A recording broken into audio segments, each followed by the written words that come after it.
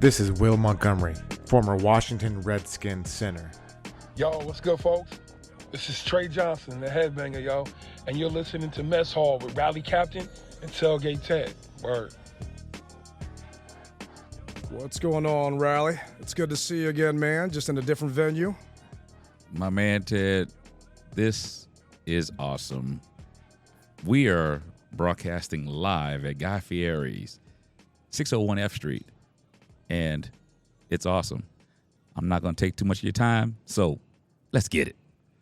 Nah, man, this is awesome right now. So for those wondering, give a time check. It's Wednesday the 23rd, 1:55. We got the World Cup on the background. I'm not sure who's about to play. Just got done watching Spain whoop on some butt. I think it was like 8-0 was the end of the game. There's a sports book downstairs, so you can play some bets on anything you want to. And hopefully I hit my Commander's parlay for this week. I'm not trying to spoil who I'm putting down, but this place, if you haven't been down here, it's the old Green Turtle that's connected to Capital One Arena. You can actually come here, hang out for the games, and then go inside, and there's security connected to the arena. So you never actually need to leave the building. So I'm coming here for pretty much every Caps home game or Wiz home game, pregame in here, and just walking on through. And you got something going on here in a couple of days. Yeah, we're going to have the first ever joint fan rally with Atlanta Falcons fans. And we all know that the organization doesn't have home game pre-rallies. So this is going to be one of the first times. I can't remember the last time that the team has had a fan rally the Saturday before a game. So this is going to be actually something that is going to be epic because there's at least 3 or 4 huge Atlanta Falcons groups that are coming from Georgia to this area for the game. And I have spread the word all throughout social media for Washington Commanders fans to be able to come to their first home rally. So I'm looking for an excellent turnout, and I can't wait, man. It should be a good time. I mean, it's right here in Chinatown, so you can take the metro down here if you don't want to drive. And if you plan on drinking, I suggest you don't drive because they got a bunch of drink specials down here. Mm-hmm. They got a fully stocked bar. I talked about it in the last show. I think they got like a beer tower thing that's like 5 feet tall. And I'm going to challenge someone to finish that. And if you do, then I might have a prize for you coming from me because it'll be a fun time. I'm hoping to make it on Saturday. I got a little sidetracked with my tailgate prep yesterday, but I'm going to try my best to make sure I make it out here just to see. Because like you said, man, this is the first fan rally we've had for a home game. And it's fitting that it's the rally captain doing it and not knocking the team by any means. Yeah. I give them a hard time all the time. They got a lot going on. But the fact that you're pulling this off for all of us to get together speaks volumes, man. And I really appreciate that and thank you because I don't get a chance to hang out with anybody for a home game. Mm-hmm. I'm so busy, and I know you are too. Yeah. So this gives us a chance to all come together because everyone sits in different sections. We all tailgate in different spots. Well, now we got a common place to go to the night before. So if you guys are in town or coming to town, come down here to Guy Fieri's DC Kitchen. Rally ordered a plate of these trash can nachos is what they call it. We'll put the post up. And if you guys are listening to this, make sure you check out the YouTube page. Click subscribe. You can see a picture of it. Every single chip is coated in something. They pull it out of this container. I mean, you saw them do it. Yeah, and it amazed me. Yeah, it's phenomenal, man. The presentation, and we're not getting paid to be here. He's not getting paid to host the rally. Just trying to hype up some good, fun DC spots to go to. And I'll be here on Friday. Those of you that are wanting to watch the World Cup with me, I'll be here Friday at 1 o'clock watching USA take on England. So if you're downtown and you're listening to this, stop on by. I'll buy you a glass of water. We'll have a good time and hopefully watch USA get a dub. You buy some good old DC tap, huh? Oh, yeah, man. Well, it's filtered tap. So, okay, all right. Yeah. You got to put a little money into it. I got you. Well, it's because I'm trying to save my money for Woodbridge Collectibles, man. Yeah. The holidays are coming. They got a bunch of good stuff on their website.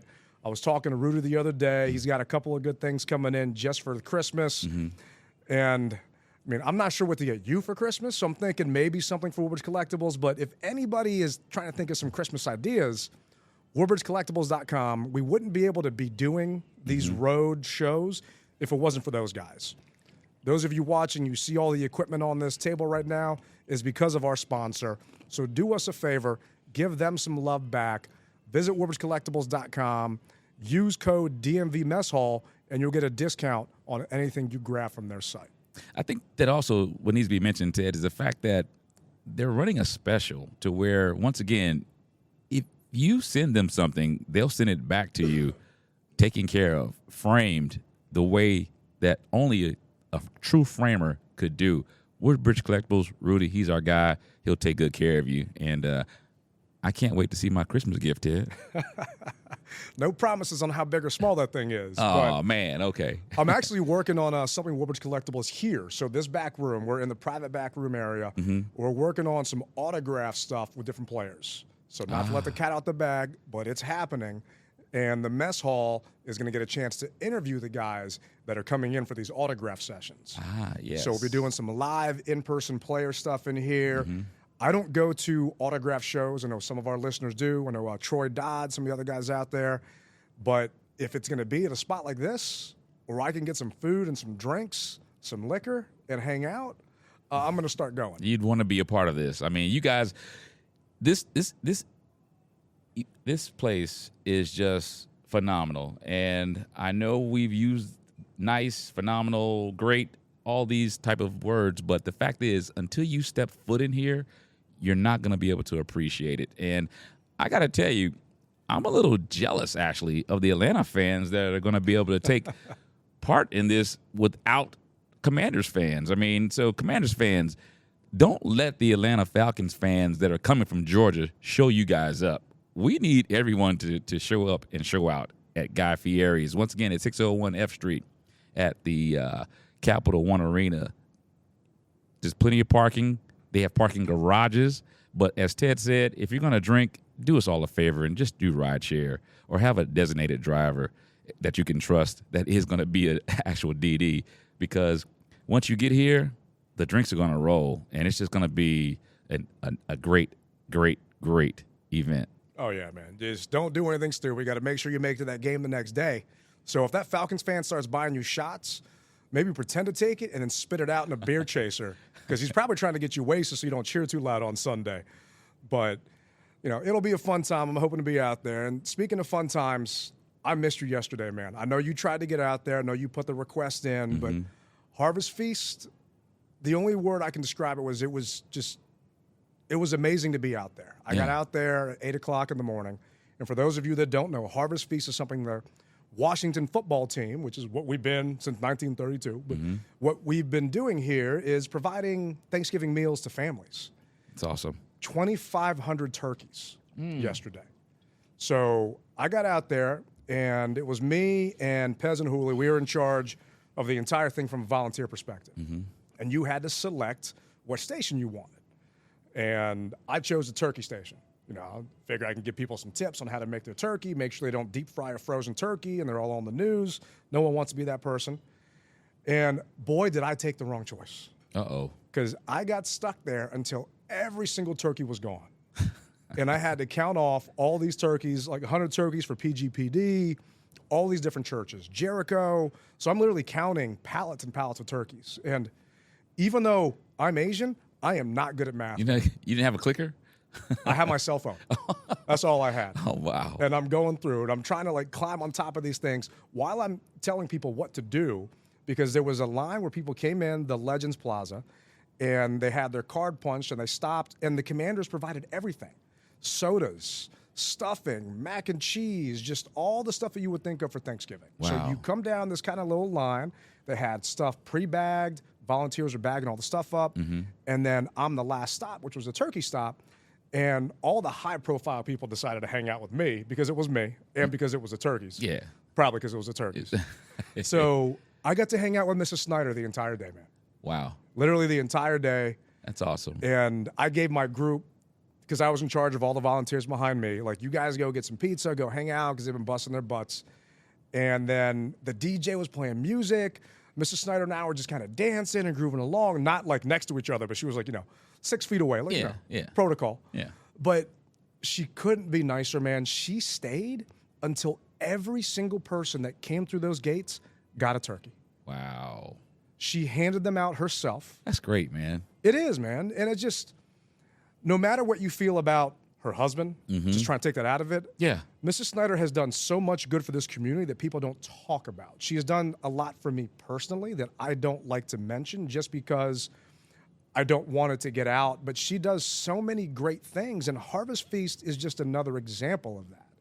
And she is front and center. And I understand that people don't like who she's married with. Some people don't like me because of who my wife is married to. I've actually had her change her last name on social media because she got hate because I'm a Commanders fan. Oh, man. So I actually have people harassing her because she's married to me. And it's not the same by any means. Mrs. Snyder, definitely way different stratosphere. Trumps everything. Exactly. Yeah. Not trying to compare myself to that. But the fact that people were booing her at the breast cancer awareness game when she was, an announcement on there about Think Pink. Think Pink would not have existed if it was not for this woman. Yeah. It's just keep your hate where it should go. And she, in my mind, is not where your hate should go towards. She is guilty by association, which is there unfair. But Harvest Feast and so many other things she does just goes unspoken. And I wanted to make sure that our listeners and the fans know that they've been doing this for a while. And they were, not to knock some of the county executives that came out, but they handed out 4 or 5 turkeys. They took a couple pictures for the cameras while the news crews were there. Photo op, huh? Then they bounced, right? A couple of the Washington legends that were there, they were helping out. I was hanging out with Fred Davis, Rocky McIntosh, Doc Walker, some of the guys. They stayed for a while. A couple other guys remained nameless, took a couple pictures, they bounced. Yeah. The film crews left. All of the other media, everyone left. Mrs. Snyder was there the entire time, freezing her butt off, hanging out with us, man. And hats off to her. Kudos, Seriously. Mrs. Snyder, if you're listening. Kudos to you. And I know she listens because they get feedback with all this stuff. So she might not specifically listen, but I know her assistants listen. Let's put it that way. Gotcha. Because I hung out with and them. give her the clip notes. Exactly. Okay. Yeah. But, man, it was such a great event. And speaking of, they're doing another great event this weekend.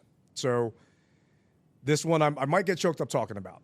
But Sean Taylor means a lot to all of us. Definitely. And it's still hard for me to speak about Sean, just considering how much he meant and that I got a chance to know him fairly well. This Sunday against the Falcons marks the 15th anniversary of his passing. 15 years. God. It's hard to believe it's been 15 years. Man. Yeah, very, very hard to believe 15 years. And the family's coming out. And I'm going to hopefully get a chance to see Gabe and Pedro and the family coming up. We were actually going to have Gabe join us, but as we're recording this, it's one of his busier days for school. He's still going to, I think it's Rice. Yes. And he was in Houston on the field for the Commanders-Texans game out there. Yeah. So it's good to see that the family's coming up. They're flying up. The team announced this a while ago that this was going to happen, but some fans forgot about it. So a lot of fans forgot about it. Yeah. It happens. We're on a playoff push. Yeah. I get it. We got things going on. We got the World Cup going on right here in the background. It's 0-0, Belgium versus Canada. I'm pulling for Belgium because I like waffles better than poutine, but that's just me. But not only that, I mean, it's the Thanksgiving holiday. So, I mean, everyone's trying to figure out their traveling plans, family coming in town, who's going to cook the macaroni and cheese, all that good stuff. So, yeah. It happens. It does. I actually got text messages from people saying, when did they announce this? Because people are looking for a reason to hate on this team. Yeah. The team messed up last year with the whole jersey retirement. And Jason Wright admitted it. All right? I mean, I had talks with him about it. You guys seriously effed this thing up. Yeah. With the towels and everything. They made amends. They fixed that. This has been the talks for a while, and this was what they came out with. The Washington Commanders will honor Sean Taylor on the 15th anniversary of his passing during the team's Week 12 home matchup versus the Atlanta Falcons on Sunday, November 27th at 1 p.m. In honor of a life and legacy that will forever shape the franchise, key activations include the reveal of the Sean Taylor Memorial installation, launch of the limited edition Sean Taylor Legacy Project merchandise line, and special 21 helmet decals to be worn by Commanders players. Now, I don't want to fast forward through this. So the actual memorial installation is going to be in section 132. That's my section. So that's right there behind you. You'll get a chance to see it. Can't wait. I don't know if they're going to put the statue outside, what it's going to look like. I mean, I was just in your section yesterday walking around the stadium by myself until I had someone text me saying, hey, come on, you can't be doing that. It's time to go. Yeah. I mean, I was literally the last person there other than security. But on top of that, they're doing the limited edition Sean Taylor Legacy Project merchandise. Now, before any fans freak out about this, the money is not going to the Commanders.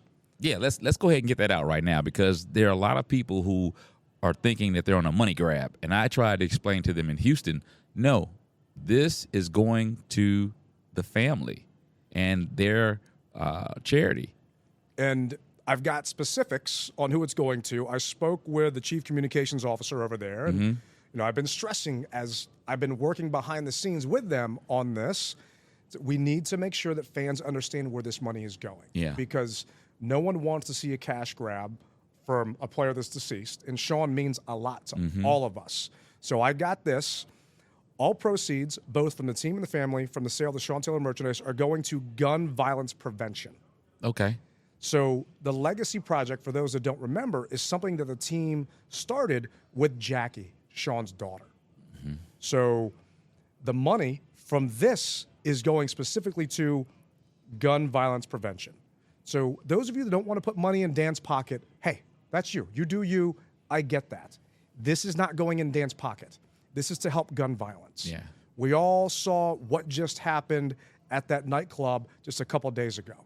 We all saw what happened recently. I think it was just at a grocery store here in Chesapeake, Virginia. Walmart, yeah. Yeah. I mean, it's prevalent in our culture, unfortunately, as Americans. Everywhere.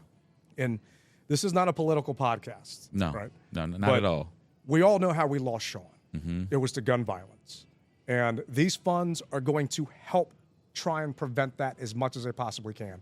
So I'm asking Commanders fans, if you're going to be at the stadium on Sunday, stop in the team store. They've got a bunch of cool merch. I've seen it. I've given feedback on it. The family helped curate this merchandise. So this was helped designed by them. They did Sean well with this stuff, man. And I got goosebumps seeing some of it. And I actually have one of them here right now. So this is a Sean Taylor jersey. And in the top left says Sean Taylor Legacy Project on it. That's nice, man. And it's a black jersey. It does not say Commanders on it. Let me turn it around for me, Ted.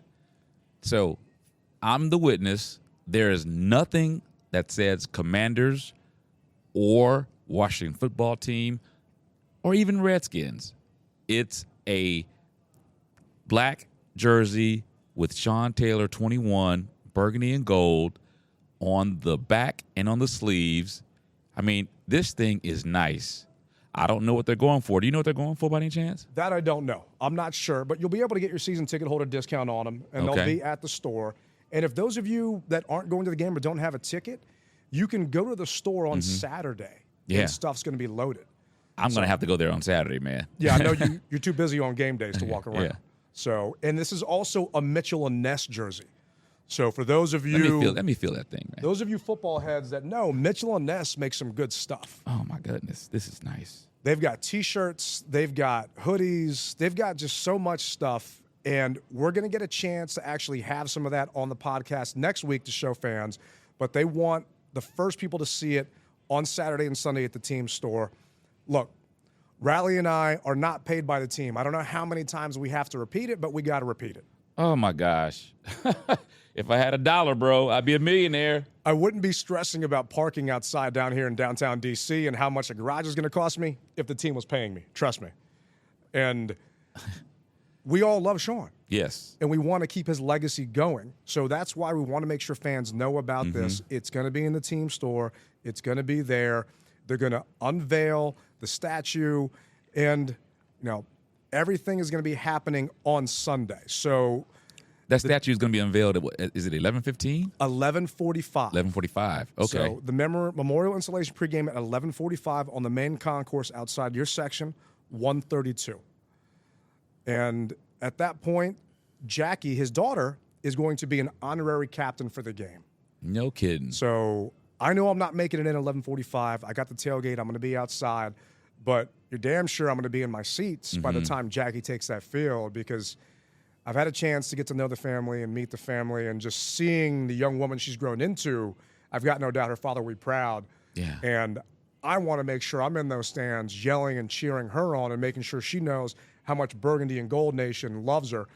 I'll have my left hand up, and it's just going to be a good time this Sunday, regardless of the game. To me, what they're doing to honor Sean on the anniversary means so much. Speaking of Sean Taylor, what's your favorite Sean memory? We asked our listeners, we put the call out there on text. I got a couple here, but before I get to theirs, what's your favorite Sean memory? Well, there's a bunch of them, but one that really stands out. Can't give me his whole career. No, like you did I'm not with going to the give you. team. I'm not going to give you that. I'm going to give you one specific highlight that I recall, and no, it's not the Pro Bowl game where he lopsided the kicker.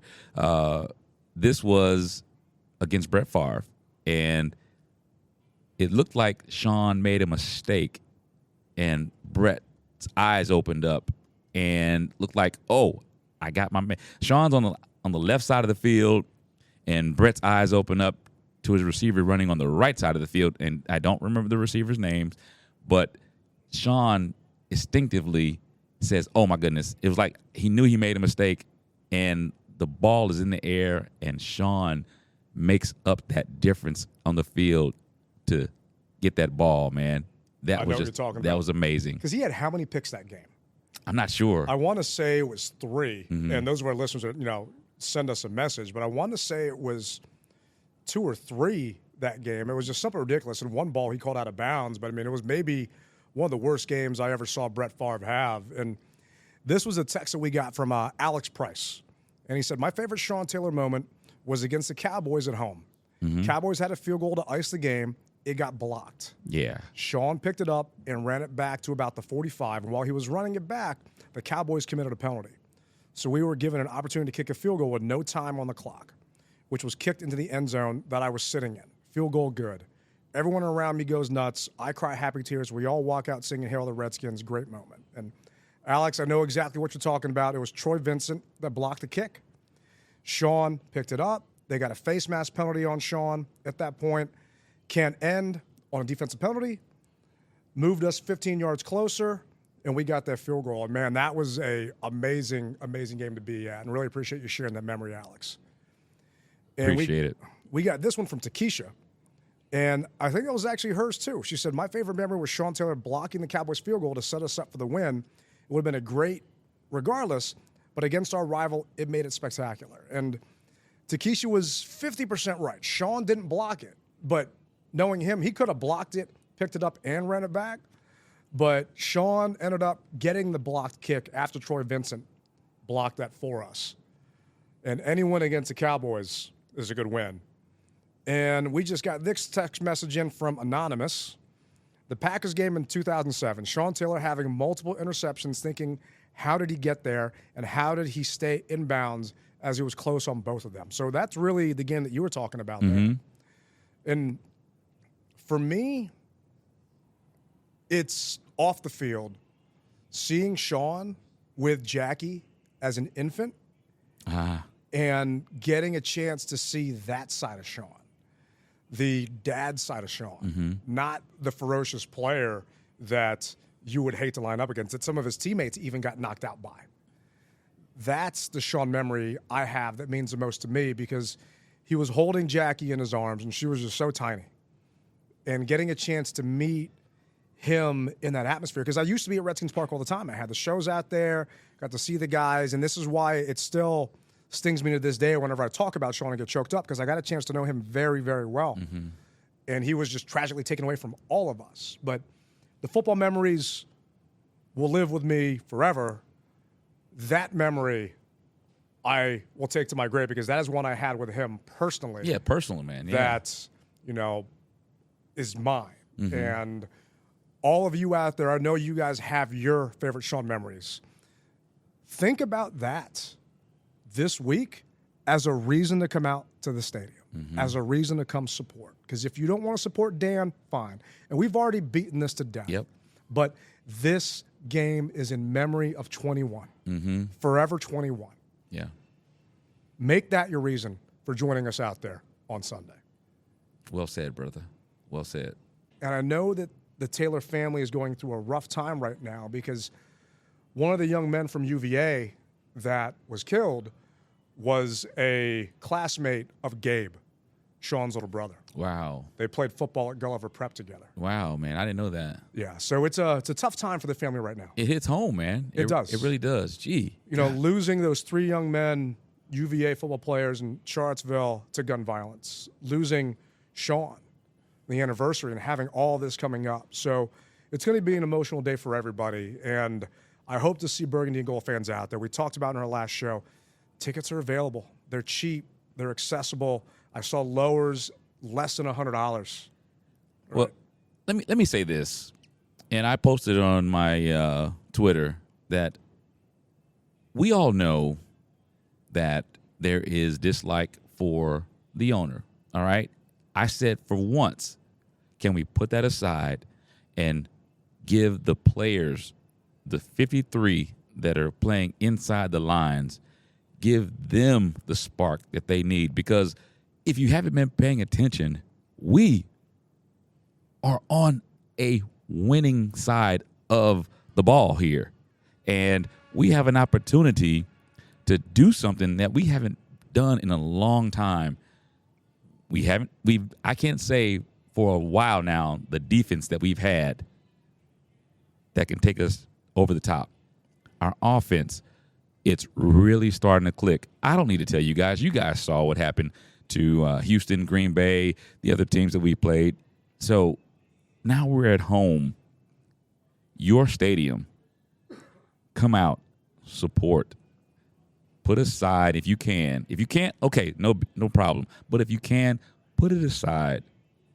Take the extra time out to support your team.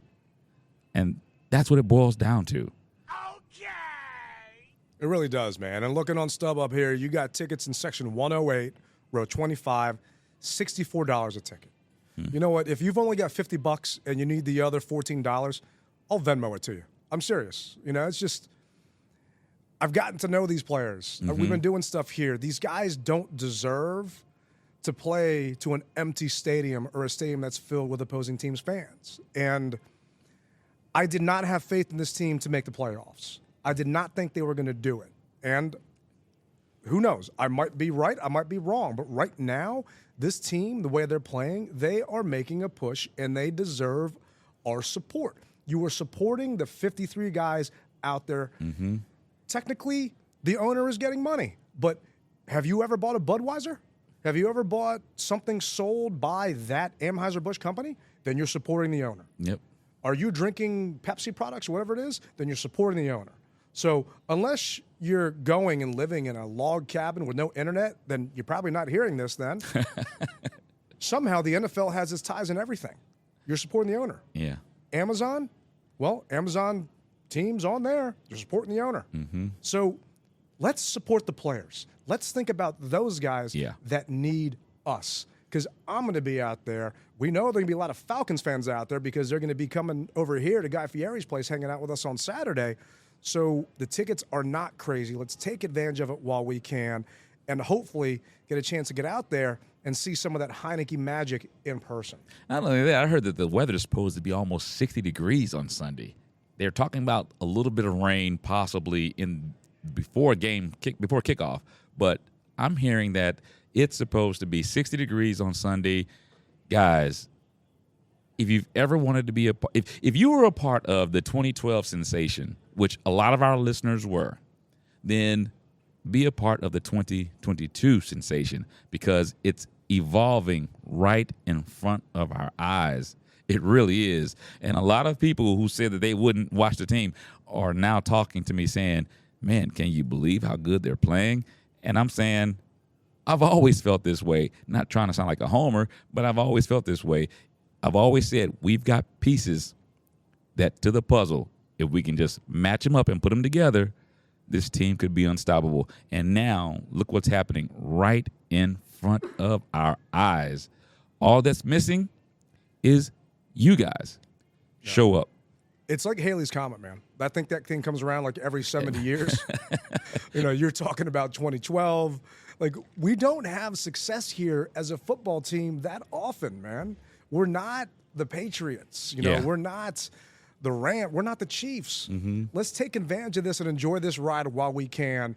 And then let the chips fall where they may on the stuff that's out of our control. But what we can control on Sunday is the fan experience out there and having a good time. Because if we're all out there together, I guarantee we're going to have a good time.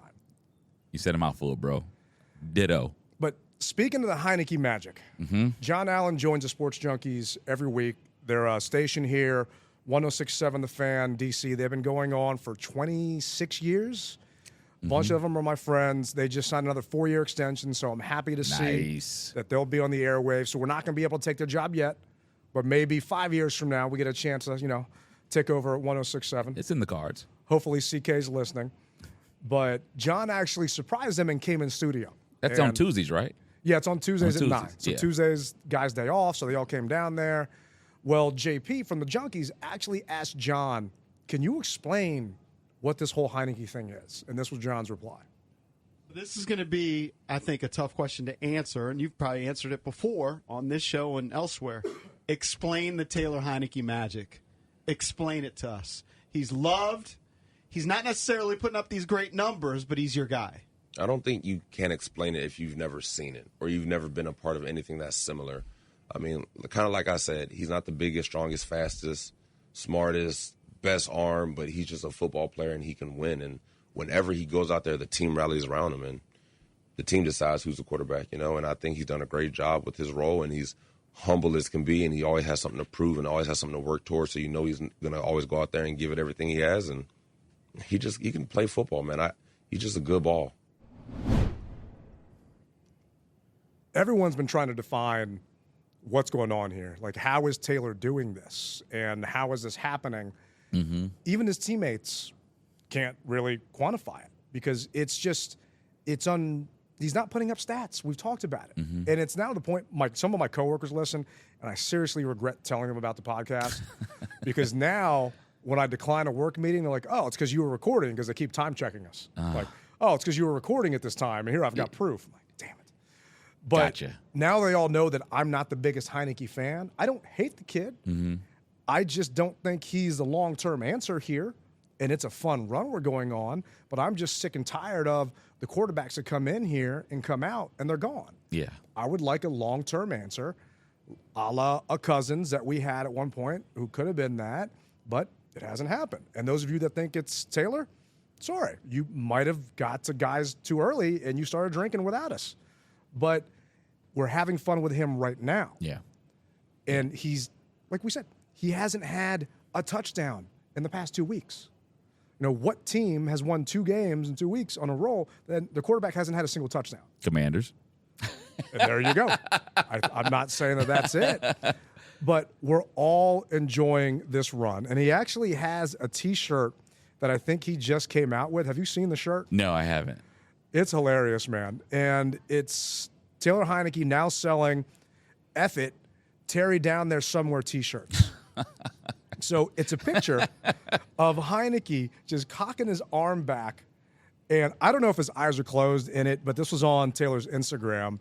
And there's a little caption bubble for those of you that read comics back in the day. And it really says, F it, Terry down there somewhere. And then it's Heinicke basically throwing a YOLO ball. It's just... gosh. It's stuff like that that's making this run fun, and we can mock it and we can laugh about it right now. And guess what? He's our quarterback. He is. He's our quarterback this week, and the team just had their press conference a minute ago, and Sam Howell is going to back him up this week. So we didn't get a chance to cut up Coach's presser. They were slacking today and did not meet our timetable. But Sam Howell will be backing up Heinicke this week, and I don't think we're going to see Sam because we run the table up. But I think that's good news because you don't have to worry about Carson potentially being there. Carson worked off to the side and was able to do some things today. Well, what speaks volumes to me, Ted, is the pressure that Coach had when he said the team dictates the quarterback. So I'm really wondering, when Carson was going through his situation, how many texts or private meetings did he have with players that said, Coach, we might want to look at making a quarterback change. I mean, you know what I mean? I mean, I would love to be the fly on the wall to see how that evolved, because for the life of me, I didn't see, barring Carson getting hurt, I didn't see him pulling him. And I'm wondering, what was his leash? Was it 5 games? Was it 6 games? At what point in time were they going to say, okay, enough's enough, since the players are the ones who supposedly make that call? See, I don't think the players make that call. I don't think so either, bro. I think that's just John Allen talking about that. And, I mean, Rivera is lucky to a degree that Wentz busted his finger at that Bears game we were at. Because I saw him, no matter what, starting because of the cap that they put on him, the 28 mil. 28 mil. Yeah, I saw that. And it, for the life of me, everyone was saying, come on, the guy can't scramble. He gets claustrophobic in the pocket and collapses. So what are we doing here? So, well, Taylor said it himself during the offseason. It's like, there's no quarterback controversy. They're paying him $28 million. Mm-hmm. He's a starter. Everyone knew he was going to be the starter. The thing is, he didn't play like a starter. And if you look at the numbers, Taylor isn't putting up gaudy numbers. Mm-mm. His numbers and Carson's numbers are somewhat similar at this point. It's just the fact that Taylor has that escapability and he knows the offense. This is the first time that Carson Wentz is not in a Frank Reich-style offense. When he was in Philly, Frank Reich was there with him. Mm-hmm. That was his coordinator. That was that offense. When he went to Indy, Frank Reich obviously was the head coach. That was that offense. This is the first time in his pro career he is learning a completely different offense. And he's not Ryan Fitzpatrick from Harvard. Mm-mm. Ryan was able to pick that stuff up. And even then, Ryan had a hard time picking up this offense. He said it himself when he was covering one of the games that we did this year. Taylor has been in this offense. For 5 years, right? Longer. Because he was with Scott Turner in Minnesota. And Turner was not the OC in Minnesota. Mm-hmm. He was a lower-level guy. But, I mean, he's been in this offense for quite some time, having different, I guess, offshoot branches of it in previous lives. Mm. So he is a player of this system. If we were to move on from Rivera, which I don't think is going to happen because of the ownership stuff or because of the fact that he's got 2 years left on his contract. Mm-hmm. But let's just say we make the playoffs. We go on a run. We have a good postseason thing. Scott Turner is going to start getting some looks. If Scott leaves, what's going to happen? Because Coach Rivera does not call plays. He just sits on the sideline like this the entire time. With his arms crossed for those who are looking. This is my Rivera impression. Who can't see. So what would happen at that point without his safety net, which is Scott? Mm-hmm. And, it's a nice worry to have because that means this team would have been successful this year. Yeah. And maybe Coach Zampese would come up and be offensive coordinator as a quarterback coach, knowing the plays and everything else and in the system. But I don't think Taylor would have been as successful. But they had to give Carson a long enough, and I hate this analogy, but sometimes if there's someone you work with and you don't like them, you give them enough rope to kind of hang themselves, if you know what I'm saying. Yeah. I hate the analogy, but everyone knows what I mean here. Mm-hmm. They had to give Carson enough to say, yes, you're going to be the guy, or no, you're not going to be the guy, and these are the games why you're not going to be the guy. They haven't had enough of that, but his finger got in the way, and Taylor's winning. Yeah. We're going on this run, and he's got some mojo going.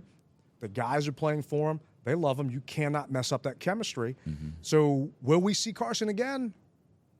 I have a feeling we will. Okay.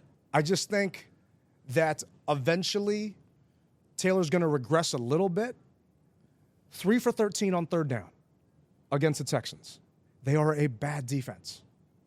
And you cannot do that against teams like the Falcons. No. You cannot do that against the 49ers, who we are fighting for that last spot. Definitely not. So something has got to give. And I hope I'm wrong, but Mike Rizzo, back at the baseball card.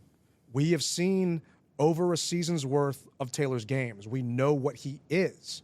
The difference is this year, our defense is playing like a playoff defense. Lights out. Last year, our defense were a bunch of individual contractors, and I keep saying that because Jack Del Rio, that's what he called them. Our defense now is playing like a team. And if we can have Taylor just be a game manager, then we got a chance to do something. And we just need him to not literally do what his T-shirt is saying. Terry's there, F it. No. And just chuck the ball down there. No. Like, hey, I might buy the shirt, but I don't agree with that being your game plan on Sunday. And I'm not saying that's the game plan. I can't contribute to that. Right now, I can't contribute to that because here's the thing. That shirt gets put out, right? And all of a sudden, and I'm going to knock on wood, we lose.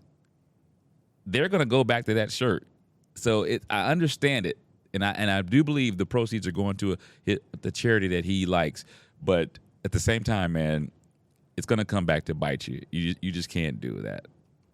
Well, are they going to a charity or are they going to pay for Jordans for the entire team? I think I heard charity. Okay. I hadn't seen the T-shirt, but I think I heard charity at least. It wouldn't surprise me. I mean, Taylor's a guy like that. The team always makes sure, all the players do, to give back to different stuff. So it wouldn't surprise me. But this past week, from an NFL power rankings perspective, before that Texans game, we were 17th. We beat them 23-10. Where do you think the NFL has us ranked now after we basically whooped up on the Texans? You said 17? We were 17 before. And we're in a sports book right now. So if you get this, you got to go downstairs and place a bet. Well, even though they were the Texans, I mean, they're not that good, so I can't see us making a huge leap. I'll say 15 or 16. I can't see us. I swear you look at this, man. Did you come to here and look at my laptop when I was eating my lunch? I'm on the other side of your laptop. I can't see your laptop. You got it, man. 16. So Well, that only makes sense, though. I mean, it's not like it's rocket science or something. I mean, we beat the lonely Texans. So now let's do this. If by chance, let's just say, and this is hypothetical, but let's just say Dallas, for instance, was our next opponent and not the Falcons. If we beat them, then I see us going into the top 5. I see that. So it was the Texans. So I can see one spot. But it was an ass whooping. They had 5 yards But in it's the first Texans. half. It's the Texans. I get it. But the Texans were still averaging 16 points a game, and we held them to 10. So, it just, to me, this is bulletin board material for my team. I'm putting this up there on that board, and they can throw a rock at it later if they want to. Mm-hmm. But the fact that you're disrespecting us and saying we're only 16th after we just whooped up on that kid, Dameon Pierce, we held him to nothing. Yeah, we did. And he is an Offensive Rookie of the Year candidate. Mm-hmm. The quarterback is garbage. He's just straight trash. He is. We can agree to that. The XFL's coming back. The DC Defenders don't have a backup quarterback. Maybe he can sign up or check out your arm. I don't know if you can throw. Nah. But those days are gone, bro. I'm thinking he might need to start doing that because he is not an NFL quarterback by any means. Yeah. But this is what it actually said on NFL.com. The Commanders are a thing in the NFC playoff race. That's the only reasonable deduction after a 23-10 win over the moribund Texans moved Washington over the 500 mark for the first time since the season-opening win over Jacksonville. That's 5 wins in 6 weeks for the Commanders, with 4 wins and 5 starts for Taylor Heinicke. After the game, Ron Rivera made it clear that this is Heinicke's job as long as the team continues to win. We are going to go with Taylor, and we'll work with Carson Wentz back in and see where Carson is in terms of when he's ready to be the backup, the coach said. Then we'll go from there. Wentz has been sidelined since mid-October by a finger injury. So we all know that Carson's active again. He is just not in football shape, and Howell's going to be the backup. And those of you wondering, Carson, if you see him on TV, he's cheering this team on. There was a shot I saw Monday night against the Eagles where Carson's there and just showing so much emotion after we hit those field goals and everything else. I mean, he's being a good teammate. None of this is a knock on Carson for any of that toxic stuff they said happened in Indy. Yeah. Just the fact that, you cannot sit 4 while he's playing well, and he's got the entire team behind him. And You'd be foolish to do it. you really would be.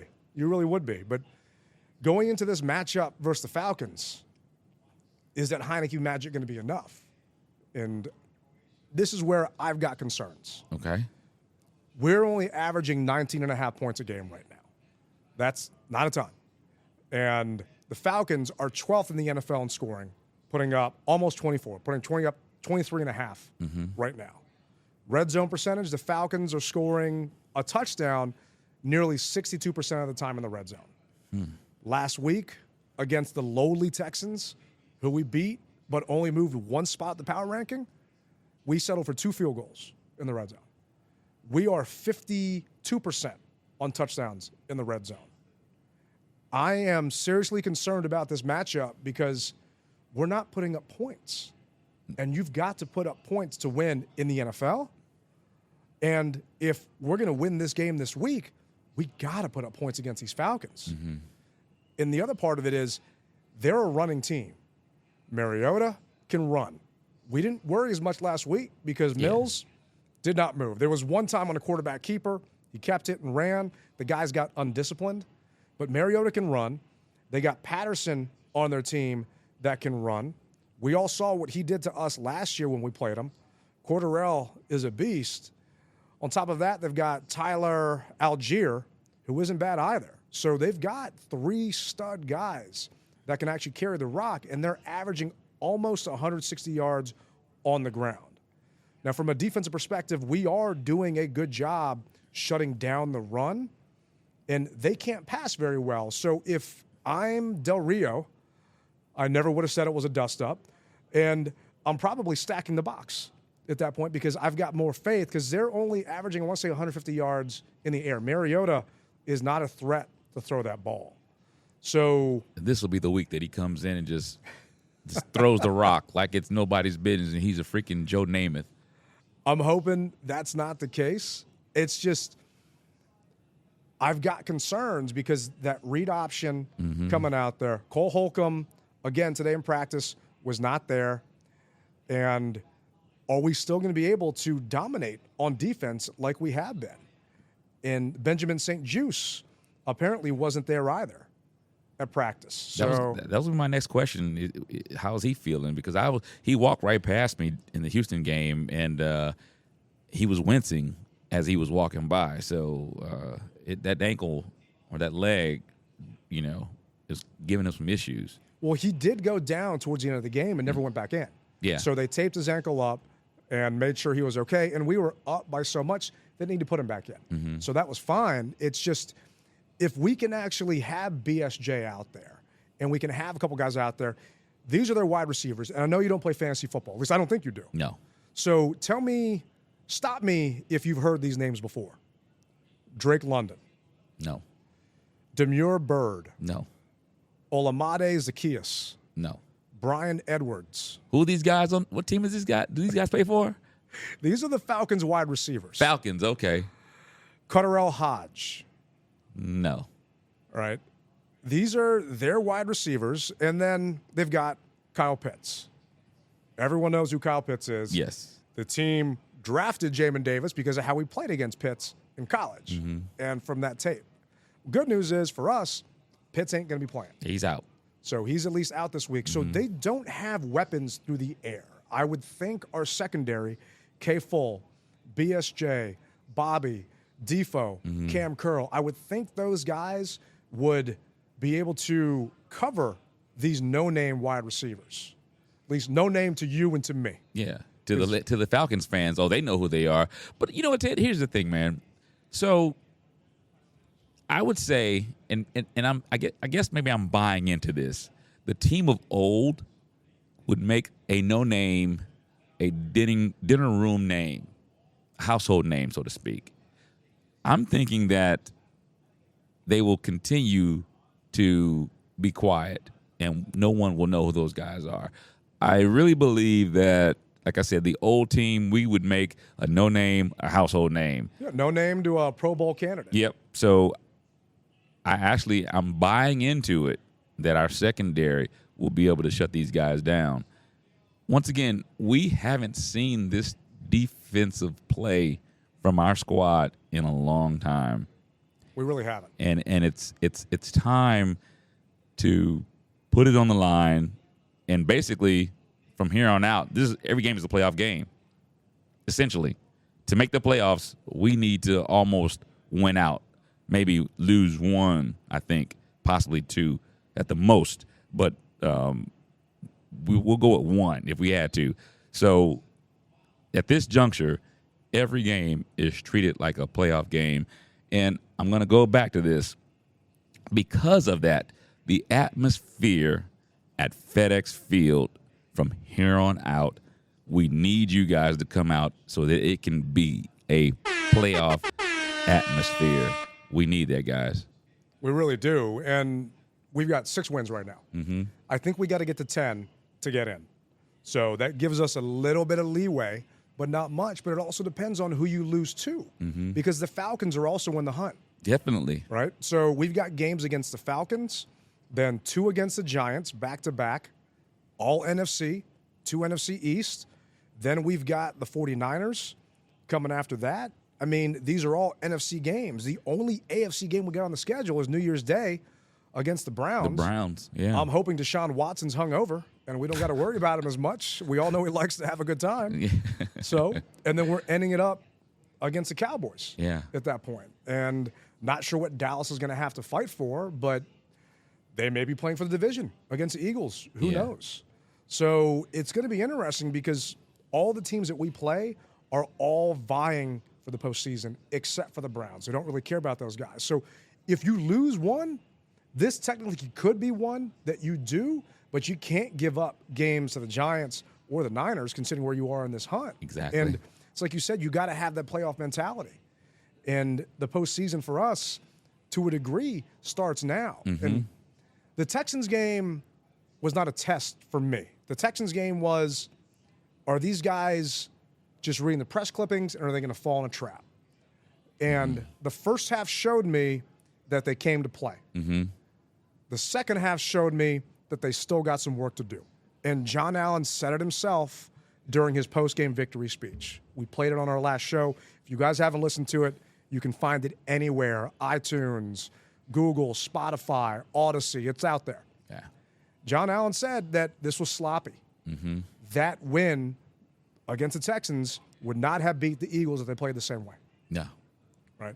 We need to make sure that this team steps up like they did against the Eagles. Or last year when we played the Falcons, they had a heck of a game too. I mean, Heinicke, I'm trying to pull the stats up. Let's see if I can find it here. Heinicke, I want to say, had 200-something yards. Let's see. Heinicke was 23 of 33 for 290 yards and 3 touchdowns. He hasn't come anywhere near that these past couple games he's been in. Antonio Gibson only had 63 yards that game. Heinicke did have 43 rushing yards on the ground. Receiving, Terry had 6 catches for $123. Curtis Samuel, 4 for 19. So we didn't have the weapons we had last year when we played them, and we put up 34 points. I'm not saying we're going to do that this week, but in your opinion, what player has to have that Woodbridge Collectibles signature moment for us to get the win versus the Falcons? Because they are such a run-heavy team, I'm going to go with the guy who has the green dot on his helmet, Jamin Davis. Jamin Davis has been playing lights out, and I need him to continue to play lights out for this run-stopping defense that we have. Because, as you said, this might be the game that Mariota, even though he doesn't pass very well, I can see that back coming out of the backfield and Jamin having to cover him on a wheel route.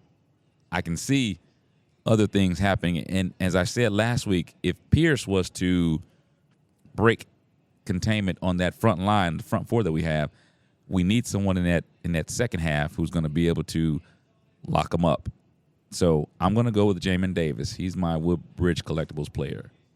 And that's what scares me, man. I feel like you've been reading my diary journal, like my nightmare journal I have. Because Brandon Cooks was covered by John Bostic last week against that Texans game. Cooks had a bomb.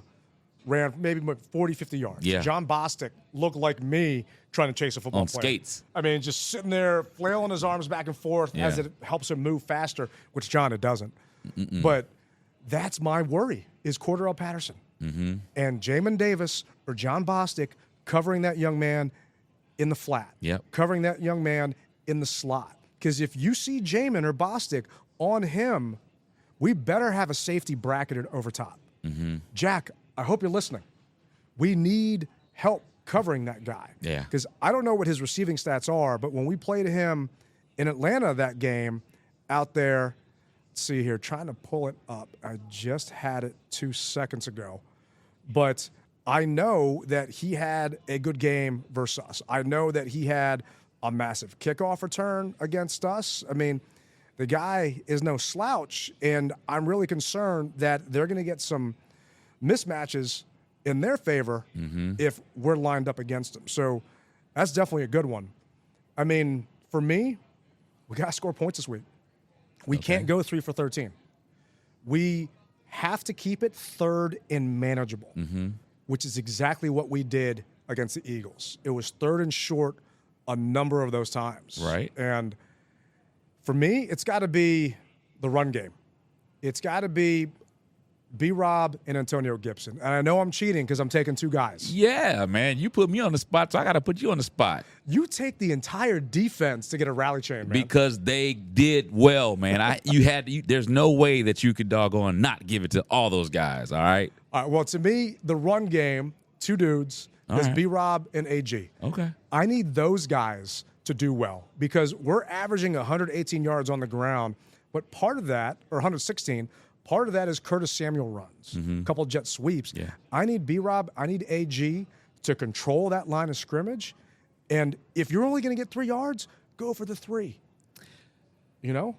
Well, so is it more so B-Rob or AG that you need, or do you need that front line to do their part? That would have been cheating because I would have been taking 5 guys. Right? And I do love their burgers and fries, but I'm only going with 2 this time. So, no, I mean, the offensive line has done better, but knowing the tenacity that B-Rob has, there were a couple plays where he just dragged 3 or 4 guys. Yeah, I mean, he's just moving the pile himself. A tank. And this young man is not 100% healthy yet. And we saw AG come in there and hit him with that speed after the fact. I mean, to me, B-Rob is like a boxer. He's hitting you with those body blows, body blows. Then you bring AG in over the top, hitting you with an uppercut, hitting you with a haymaker, and that's what we've got to do. And then we can keep it third and manageable because that will then give Taylor a chance to throw from a clean pocket and have some linebackers creep up because that play action. They've been running a ton of duo lately. Yeah. And it gets a chance because what has changed in the offense since the Eagles game to now is the play action passes are actually coming off of plays where we run the ball. Run the ball. Who would have thought, Scott Turner? No. You know, calling play action out of shotgun where you never run that damn play in the first place, everyone knows it's not going to be a run, so they're all lining back. So if we can truly keep their defense honest at that point, we have got a chance. And, man, I've been on the fence about who I wanted to pick this game. So I got to go with yours first. Who do you think is going to win? Who am I asking? I know who you think is going to win. Yeah, But come on, man. What's your score prediction? Okay. Well, I think that this game, our offense is going to get it together. So I'm going to say 25. 25 to 20. 25 to 20. Yep. Commanders. So close. 25 to 20 Commanders. I think the over-under is 42, so that hits the over. And I'm trying to see where the Falcons are right now, how many yards they give up on the ground. So they give up 114 yards on the ground. Good news is we're only giving up 103. Okay. So being an engineer, looking at stats and this and that. Can I get a drum roll? I wish I had one. Here we go. We got to put that in the machine. My head says go with the Falcons because To win. because they're putting up points. My head says go with the Falcons, but You know what, man? Let me take my headphones off. we man. got to get you a soundboard over there. But this team has got some magic going. They really do. Which team? Which team? Falcons or the Commanders? The Commanders, man. The Okay. Commanders. All right. I got to be sure because, you blew my head up a few seconds ago when you said the Falcons were going to win. So go ahead. I'm listening. Commanders got some magic going. We got some magic going. Uh-huh. And because of that, I'm going to have to go with the Commanders this weekend. From a score perspective, I'm thinking 20-13. Ooh. Well, I like that. It's going to be a nail biter. I don't want a nail biter. Last week was the first time in a long time that I could actually enjoy a game. But to send those Dirty Bird fans home with a score like that, I'll take it. I know you said the weather's going to be nice. Mm-hmm. It's supposed to rain. We're going to have to grind this thing out on the ground. And I like our chances of stopping the run versus they're talking about 4 inches of rain. Prior to kickoff. You think that field's going to be good? I don't care about that. But, okay. but the fact is, prior to kickoff. So during my part of the day, you're saying I can't help you. I can't help you on that. If you got a spare tent, I could use it. I need a couple out there. I got a film crew coming out, and it's going to be wet. I'm going to have on the Rally Captain rain suit. So, hey, there it is, brother. That must be nice, man. I'm going to be out there soaking in my chef coat. But just because I trust our run defense more to slow them down versus their run defense to shut us down, and I think we're going to edge one out this week because of that Heinicke 24-karat magic. And I'm going to be kicking myself if I'm wrong because my head really wants to go with the Falcons this week. But can we still ride this emotional high? And I think the guys can because it's a home game, because of everything going on with Sean, the fact that we're coming back. The other thing that scares me is we're 0-2 in these black unis. Ooh. So you're superstitious. Do you know me? I haven't washed my clothes that I wore for the Eagles game and the same thing I wore for the Texans game. And I'm going to still, so Dave, if you're listening, and I know you're listening, you might want to bring me some body spray when you see me on Sunday because I am not washing that shirt until we get a duh or until we get an L, which I'm hoping isn't going to be until next season. So. Man, oh man, oh man. Okay, I'm glad we'll be 6 feet apart, bro. Well, when I see you on Sunday, I'm not going to be wearing it. I change into my clothes for the game, so that'll be sitting in the car. That's good. And imagine that rain hitting it too. Ooh, Funk Master Flex, baby. Well, that'll actually wash it for me, so we'll be good. Oh, heck no. It's like my man Chad Dukes doesn't take a shower in the summer. He jumps in his pool. It's got chlorine, so it's the same thing. It's the same thing. Yeah. All right. Somewhat. Okay, Rainwater. Chad. All right. But Well, I appreciate it, man. Yeah. Hey, bro, I'm going downstairs because we are at a sports book. We're restaurant/sport book. I'm going to go downstairs and place my bet, man. So, Commanders will win and be victorious.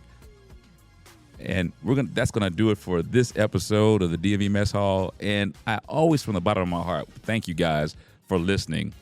Do us a favor, YouTube, press like, subscribe. All of the outlets, social media outlets, check us out.